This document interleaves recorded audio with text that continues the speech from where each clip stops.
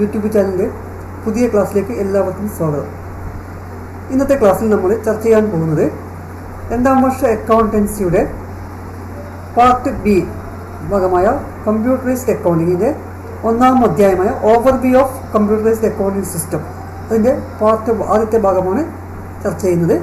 ഒന്നുകൂടി പറയാം ഞാൻ. അപ്പോൾ ഇപ്പം പഠിക്കാൻ പോകുന്ന വിഷയം പറഞ്ഞു കമ്പ്യൂട്ടറൈസ്ഡ് അക്കൗണ്ടിങ് ആണ്. അപ്പോൾ കമ്പ്യൂട്ടറൈസ്ഡ് അക്കൗണ്ടിങ് നമ്മൾ അക്കൗണ്ടൻസി കഴിഞ്ഞ വർഷം പഠിച്ചതാണ്. അപ്പോൾ അക്കൗണ്ടിങ് നമുക്കറിയാം എന്താണ്, ഒരു ബിസിനസ്സിൻ്റെ ട്രാൻസാക്ഷൻസ് അല്ലെങ്കിൽ ഫിനാൻഷ്യൽ ഇടപാടുകൾ, സാമ്പത്തിക ഇടപാടുകൾ രേഖപ്പെടുത്തുന്ന ഒരു സംവിധാനത്തിന് നമ്മൾ തന്നെ അക്കൗണ്ടിങ് പറയും. അപ്പോൾ അക്കൗണ്ടിങ് നമ്മൾ നേരത്തെ പറഞ്ഞത് റെക്കോർഡിങ്, ക്ലാസിഫൈങ്, സമ്മറൈസിങ് അല്ലേ, ഇതൊക്കെ പഠിച്ചത് കഴിഞ്ഞ വർഷം. അപ്പോൾ റെക്കോർഡിങ് നമുക്കറിയാം ജേർണൽ എൻട്രി ചെയ്യുന്നു, പിന്നെ ലെഡ്ജറിലേക്ക് പോസ്റ്റ് ചെയ്യുന്നു, പിന്നെ നമ്മൾ ട്രയൽ ബാലൻസ് പ്രിപ്പയർ ചെയ്യുന്നു, അവിടെ നിന്ന് ബാലൻസ് ഷീറ്റ്, അങ്ങനെ ചെയ്തു പോകുന്ന പ്രോസസ്സിനാണ് നമ്മൾ അക്കൗണ്ടിങ് പറയും.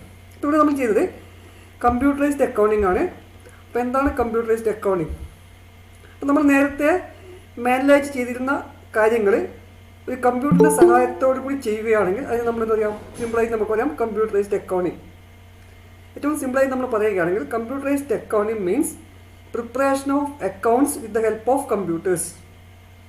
ഇപ്പോൾ നമ്മളൊരു ഡെഫിനിഷനായിട്ട് പറയുന്നത് ഇവിടെ a system used by business for recording and manipulating financial data with the help of computers and various software.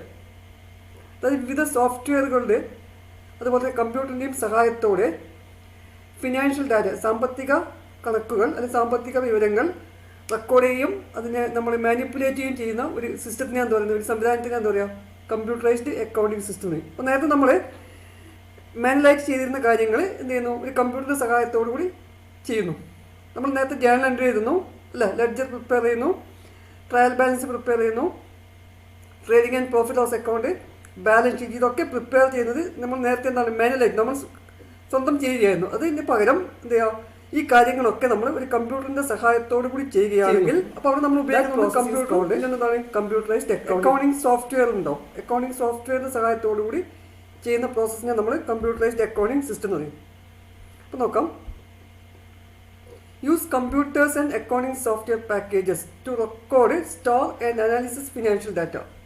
അപ്പോൾ നമ്മൾ എന്താണ് ഡാറ്റാസ് റെക്കോർഡ് ചെയ്യാനും അത് സ്റ്റോർ ചെയ്യാനും അത് അനലൈസ് ചെയ്യാനും, അത് റെക്കോർഡ് ചെയ്യുക, സ്റ്റോർ ചെയ്യുക, അനലൈസ് ചെയ്യുക. ഫിനാൻഷ്യൽ ഡാറ്റ, സാമ്പത്തിക കണക്കുകൾ, അത് സാമ്പത്തിക വിവരങ്ങൾ റെക്കോർഡ് ചെയ്യാനും ശേഖരിക്കാനും അത് വിശകലനം ചെയ്യാനും വേണ്ടി കമ്പ്യൂട്ടറിൻ്റെ സഹായത്തോടു കൂടി അല്ലെങ്കിൽ ഒരു അക്കൗണ്ടിങ് സോഫ്റ്റ്വെയർ ഉപയോഗിച്ചുകൊണ്ട് ചെയ്യുന്ന പ്രോസസ്സിനെ നമ്മൾ തന്നെ കമ്പ്യൂട്ടറൈസ്ഡ് അക്കൗണ്ടിങ് എന്ന് പറയുന്നത്. ഇനി നോക്കാം ഇതിൻ്റെ features. What are the features of computerised accounting system? അപ്പോൾ അതിലൊന്നാമത് വരുന്നത് സിമ്പിൾ ആൻഡ് ഇൻ്റഗ്രേറ്റഡ്. എന്താ സിമ്പിൾ ആൻഡ് ഇൻ്റഗ്രേറ്റഡ് എന്ന് പറയുന്നത്? നോക്കാം, provide accurate and up to date information, integrate all business operations. ഇപ്പോൾ രണ്ട് കാര്യം വന്നു. Provide accurate and up to date information, നമുക്ക് കൃത്യമായിട്ടുള്ള വിവരങ്ങൾ, അപ് ടു ഡേറ്റ്, അത് ഇന്ന് പർട്ടിക്കുലർ ഡേറ്റ് മുതൽ അല്ലെങ്കിൽ പർട്ടിക്കുലർ ഡേറ്റ് വരെയുള്ള കൃത്യമായ വിവരങ്ങൾ ആയിരിക്കും നൽകാൻ പറ്റും കമ്പ്യൂട്ടറൈസ്ഡ് അക്കൗണ്ടിങ്. അത് നമ്മളെല്ലാ കാര്യങ്ങളും എഴുതിയിരിക്കുന്ന എല്ലാം നമ്മൾ റെക്കോർഡ് ചെയ്യുന്ന എല്ലാ സംഭവങ്ങളും അല്ല എല്ലാ കാര്യങ്ങളും കറക്റ്റ് ആണെങ്കിൽ നമുക്കിടുന്ന റിസൾട്ട് എന്തായിരിക്കും, നമുക്കിടുന്ന ഇൻഫർമേഷൻ വളരെ കറക്റ്റ് ആയിരിക്കും.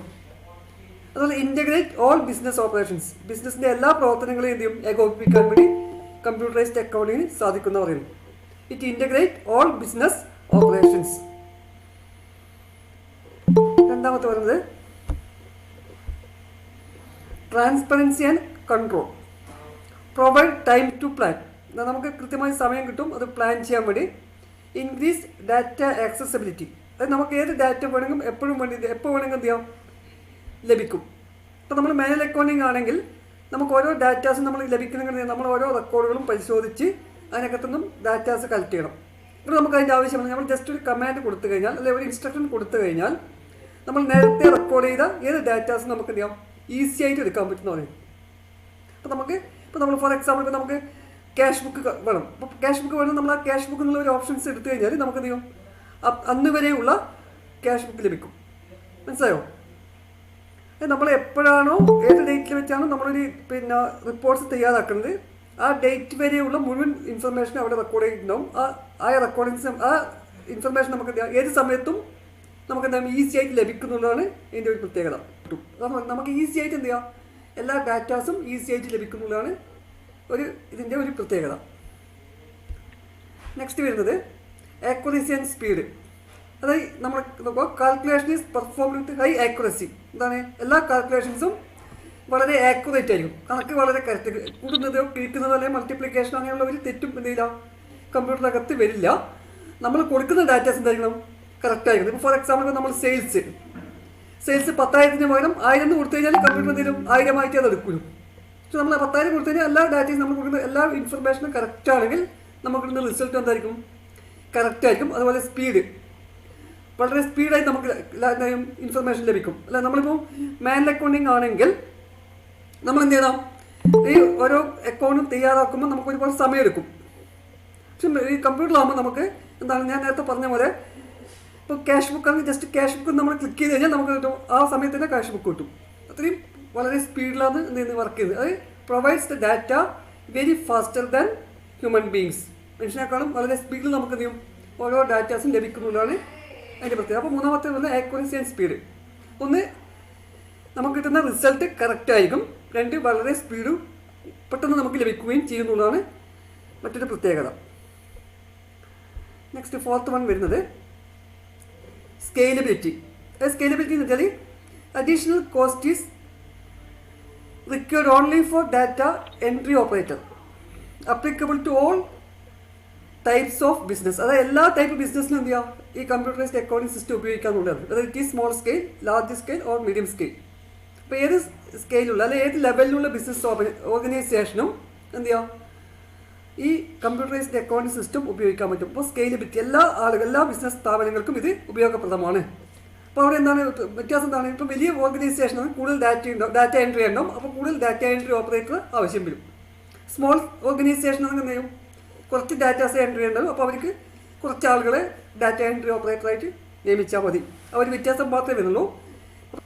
എല്ലാ ഓർഗനൈസേഷനും കമ്പ്യൂട്ടറൈസ്ഡ് അക്കൗണ്ടിംഗ് സിസ്റ്റം ഉപയോഗിക്കാൻ പറ്റുന്നതാണ് മറ്റൊരു പ്രത്യേകത.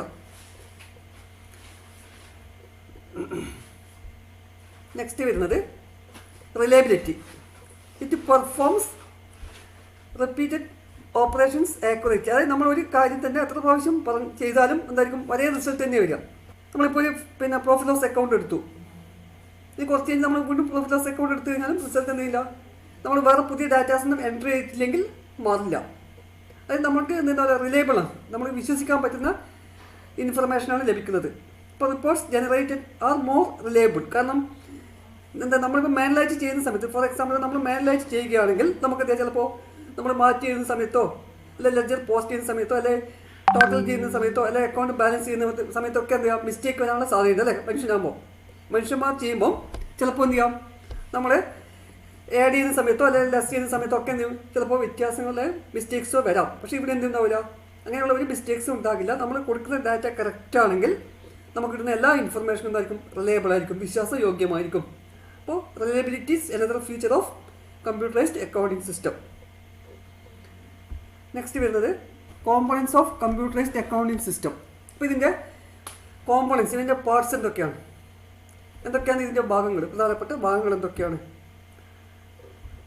നോക്കാം. Next components of computerized accounting system. അപ്പോൾ ഒന്ന് വരുന്ന procedure means logically arranged sequence of actions എന്ന് പറയും. അത് നമ്മൾ ചെയ്യേണ്ട വർക്കുകൾ എന്ത് ചെയ്യണം, കൃത്യമായിട്ടത് അറേഞ്ച് ചെയ്യാം. സ്റ്റെപ്പ് ബൈ സ്റ്റെപ്പ് ആക്ഷൻസ്, ഒന്നാമത്തെ സ്റ്റെപ്പിന് എന്ത് ചെയ്യണം, സെക്കൻഡ് സ്റ്റെപ്പ് എന്താണ്, തേർഡ് സ്റ്റെപ്പ് എന്താണ്, അങ്ങനെ സ്റ്റെപ്പ് ബൈ സ്റ്റെപ്പ് പ്രോസസ്സിനെ നമ്മൾ പറയുന്നത് പ്രൊസീജിയർ എന്ന് പറയാം.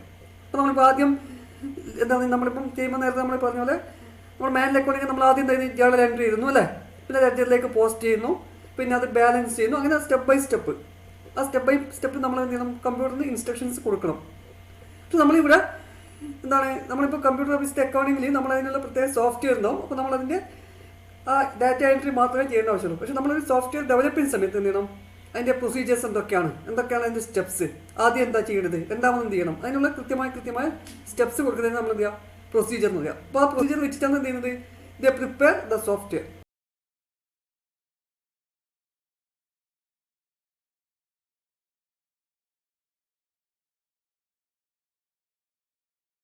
പ്രൊസീജിയർ എന്ന് പറയുന്നത് step by step actions to be taken to complete a particular task. പ്രത്യേക ആക്ടിവിറ്റീസ് ചെയ്യുന്നതിന് വേണ്ടി എന്ത് ചെയ്യുക, സ്റ്റെപ്പ് ബൈ സ്റ്റെപ്പ് പ്രോസസ്സ് എടുക്കുന്നതിനാണ് നമ്മളതിന് പ്രൊസീജിയർ എന്ന് പറയും. അപ്പോൾ അത് കമ്പ്യൂട്ടറിൽ കൊടുത്താലും മാത്രമേ കമ്പ്യൂട്ടറിൽ അത് വർക്ക് ചെയ്യാൻ പറ്റൂ. എന്തൊക്കെയാണ് ചെയ്യേണ്ടത് കമ്പ്യൂട്ടറിൽ ആദ്യമേ ഇൻസ്ട്രക്ഷൻ കൊടുക്കും. ആ ഇൻസ്ട്രക്ഷൻ്റെ പ്രകാരം നമ്മൾ എന്ത് ചെയ്യുന്നത് ഈ സോഫ്റ്റ്വെയർ ഒക്കെ ഡെവലപ്പ് ചെയ്യുന്നുണ്ട്.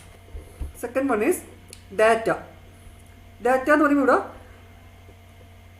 Raw facts and figures. അതായത് നമ്മളിപ്പോൾ ഡാറ്റ എന്ന് പറഞ്ഞാൽ എന്താണ്, ഇപ്പോൾ നമ്മൾ ഫോർ എക്സാമ്പിൾ ഇപ്പോൾ നമ്മൾ ഒരു ക്ലാസ് എടുക്കുകയാണെങ്കിൽ ആ ക്ലാസ്സിലെ ഒരു കുട്ടിയുടെ പേര്, നെയിം ഓഫ് എ സ്റ്റുഡൻറ്റ്, അല്ലെ മാർക്ക് ഓഫ് എ സ്റ്റുഡൻറ്റ്, ഒരു പർട്ടിക്കുലർ കുട്ടിയുടെ മാർക്ക്, അല്ലെ ഒരു പർട്ടിക്കുലർ കുട്ടിയുടെ പേര്, അതിന് നമ്മൾ എന്ത് ചെയ്യുക, ഒരു ഡാറ്റ എന്ന് പറയും. It has no meaning. ഇപ്പോൾ നമ്മൾ ഫോർ എക്സാമ്പിൾ ഇപ്പം രമേഷ് എന്നൊരു വെറുതെ രമേഷ് എന്ന് എഴുതി ഞാൻ എന്തെങ്കിലും ഒരു അർത്ഥം ഉണ്ടാവുമോ? ഇല്ല. വെറുതെ ഒരു രമേഷ് എന്ന് എഴുതിയാൽ അതിൻ്റെ അർത്ഥമില്ല. ഇപ്പോൾ നമ്മളിപ്പം നെയിം ഓഫ് സ്റ്റുഡൻസ് എന്ന് എഴുതി കുറേ ആൾക്കാരുടെ പേര് എഴുതുമ്പോൾ അതിൻ്റെ അർത്ഥം എന്തായി, ഈസ് നെയിം ഓഫ് സ്റ്റുഡൻസ്, അല്ലെ കുട്ടികളുടെ പേരുകളാണ്. അപ്പോൾ ആ റോ ഫാക്ട്സ്, അതിന് റോ ഫാക്ട്സിന് ഇറ്റ് ഹാസ് നോ മീനിങ്. അപ്പോൾ അങ്ങനെയുള്ള റോ ഫാക്ട്സിനെ നമ്മൾ എന്ത് ചെയ്യുക, ഡാറ്റ എന്ന് പറയും. അപ്പോൾ അതിന് എക്സാമ്പിൾ നമ്മൾ name of student, mark of student, age of student, ഇതൊക്കെ എന്തായിട്ട് വരും, ഡാറ്റ ആയിട്ട് വരും. ഇപ്പോൾ നമ്മൾ അക്കൗണ്ടിങ് എടുക്കുകയാണെങ്കിൽ അക്കൗണ്ടിങ്ങുമായിട്ട് ബന്ധപ്പെടുത്തുകയാണെങ്കിൽ എന്തൊക്കെയായിരിക്കും ഡാറ്റ വരുന്നത്?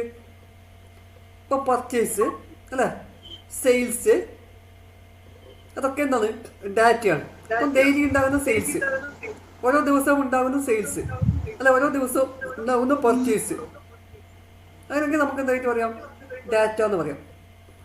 ഇനി ഈ ഡാറ്റ നമ്മൾ എന്ത് ചെയ്യുന്നു, നെക്സ്റ്റ് വരുന്നത് people. People means persons who use the information. ആരൊക്കെയാണോ ഈ ഇൻഫർമേഷൻ ഉപയോഗിക്കുന്നത് ആ ഉപയോഗിക്കുന്ന ആളുകളെ നമ്മൾ പറയുക പീപ്പിൾ, അല്ലെങ്കിൽ they are called human wear. They are called human wear. People means persons who use the information. അപ്പോൾ നമ്മൾ അക്കൗണ്ടിങ്ങുമായി ബന്ധപ്പെടുന്ന ഇൻഫർമേഷൻസ് ആരൊക്കെയാണോ ഉപയോഗിക്കുന്നത്, നമ്മൾ നേരത്തെ പഠിച്ചിട്ടുണ്ട് യൂസേഴ്സ് ഓഫ് അക്കൗണ്ടിങ് കഴിഞ്ഞ വർഷം പഠിച്ചിട്ടുണ്ടല്ലേ, internal users and external users. അപ്പോൾ അത്രയും യൂസേഴ്സിനെ നമ്മൾ എന്താ പറയുന്നത്, പീപ്പിൾ എന്ന് പറയുക. They are also called human ware. Human ware എന്ന് കൂടി പറയും. Next one is hardware.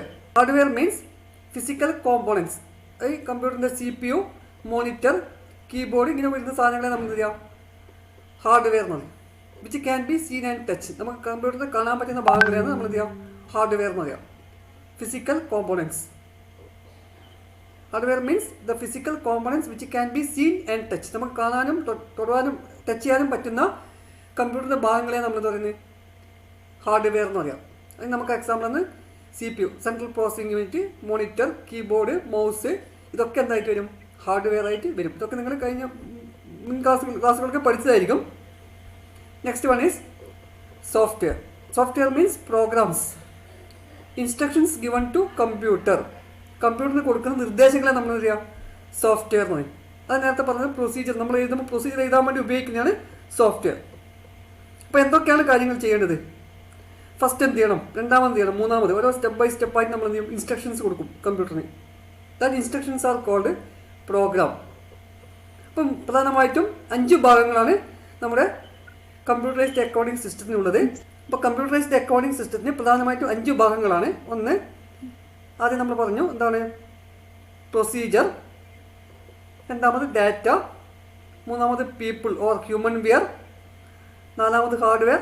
അഞ്ചാമത് software.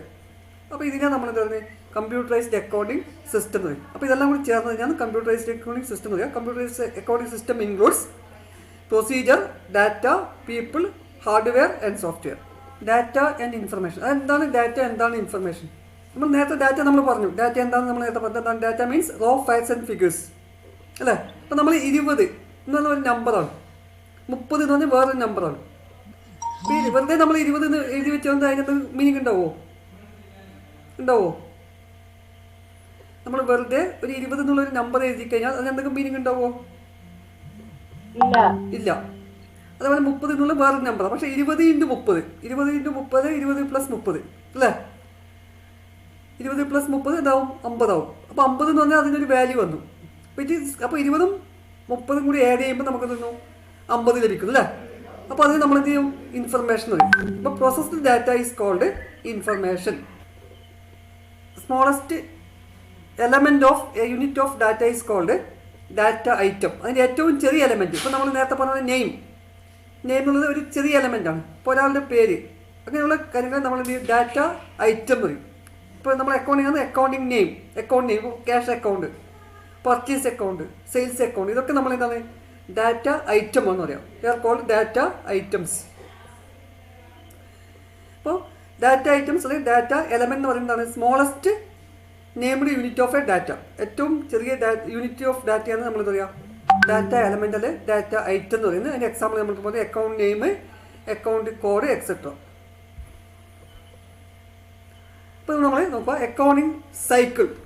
What are the accounting cycles? അക്കൗണ്ടിങ്ങിൻ്റെ steps involve in the process of accounting. ഇപ്പോൾ നമ്മൾ കഴിഞ്ഞ വർഷം പഠിച്ച കാര്യങ്ങൾ അത് ജസ്റ്റ് ഒന്ന് റിവൈസ് ചെയ്താൽ മതി. റെക്കോർഡിംഗ് ഓഫ് ട്രാൻസാക്ഷൻ അല്ല, നമ്മൾ ട്രാൻസാക്ഷൻ റെക്കോർഡ് ചെയ്യുന്നത് നമ്മൾ പറഞ്ഞു is called journal.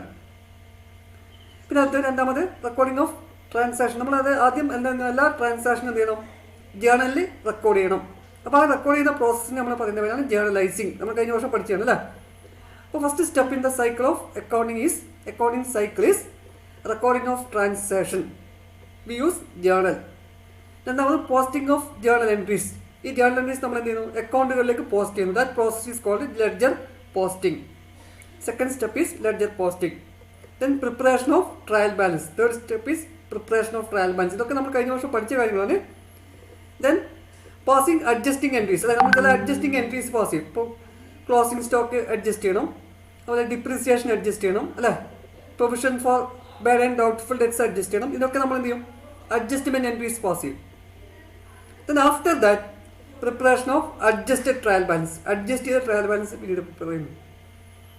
Then next one is passing closing entries. Closing entries എന്ന് പറഞ്ഞാൽ ഒരു വർഷം എല്ലാ എക്സ്പെൻസുകളും നമ്മൾ ക്ലോസ് ചെയ്യുന്നു അല്ലേ. ഇപ്പോൾ ക്ലോസ് ചെയ്യുമ്പോൾ തന്നെ trading and profit loss account, debtor to expense account, അതേപോലെ ഇൻകംസ് നമ്മൾ ക്ലോസ് ചെയ്യണം. അപ്പോൾ ചില അക്കൗണ്ടുകൾ നമ്മൾ ഒരു വർഷത്തിൻ്റെ അവസാനം എന്ത് ചെയ്യണം ക്ലോസ് ചെയ്തിരും. അപ്പോൾ അതിന് നമ്മൾ എന്ത് ചെയ്യണം we have to pass closing entries. Then last step is preparation of financial statements. Preparation of trading account, profit loss account, balance sheet. അപ്പോൾ ഇത്രയും പ്രോസസ്സ് ചെയ്യുന്നതിന് നമ്മൾ അക്കൗണ്ടിങ് സൈക്കിൾ എന്ന് പറയും. അപ്പോൾ അക്കൗണ്ടിങ് സൈക്കിൾ എന്ന് പറയുമ്പോൾ recording of transaction, that is preparation of journal entry. Then preparation of second one is posting of journal entries, that is preparation of ledger accounts.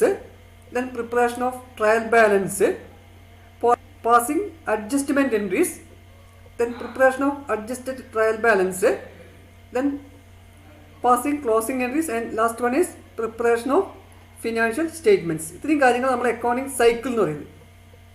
അപ്പോൾ ഇത്രയും കാര്യങ്ങൾ നമുക്ക് ഇന്ന് ചർച്ച ചെയ്യാം. ബാക്കി നമുക്ക് നെക്സ്റ്റ് ക്ലാസ്സിൽ പറയാം. ഓക്കെ.